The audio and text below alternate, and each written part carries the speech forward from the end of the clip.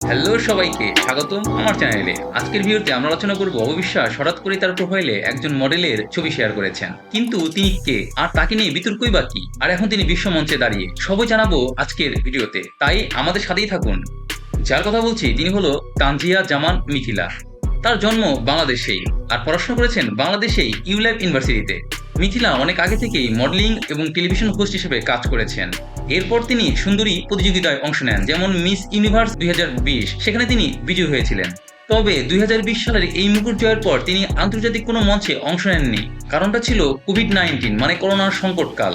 সম্প্রতি সময়ে মিথিলা আন্তর্জাতিক মঞ্চে বাংলাদেশকে প্রতিনিধিত্ব করছেন। তিনি অংশ নিয়েছেন মিস ইউনিভার্স 2025-এ। মঞ্চে তিনি বাংলাদেশের ঐতিহ্যবাহী জামদানি শাড়ি এবং শাপলা ফুলের সাজে সেজেছিলেন এবং বেশ প্রশংসিত হয়েছেন। এক সাক্ষাৎকারে মিথিলা বলেছেন, বাংলাদেশকে প্রতিনিধিত্ব করা যে কত সুখের অনুভূতি তা বলে প্রকাশ করা যাবে না। তাকে নিয়ে আছে কিছু বিতর্ক।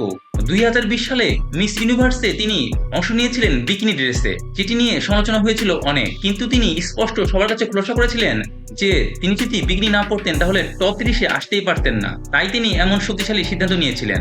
কিন্তু এটা কি ধরনের শক্তিশালী ডিসিশন তা কিন্তু আমাদের অবশ্যই কমেন্টে জানাবেন। এবার তিনি 2025 মিস ইউনিভার্সে অংশ নিয়ে বেশ প্রশংসা কুড়িয়েছেন। তিনি বলেছেন তিনি শুধু মুকুট জিততে চান না, বাংলাদেশের নাম বিশ্বের দরবারে এগিয়ে নিতে চান। তাই এই মডেলের ছবি শেয়ার করেছেন অবিশ্বাস নিজেও। Like, subscribe and comments please.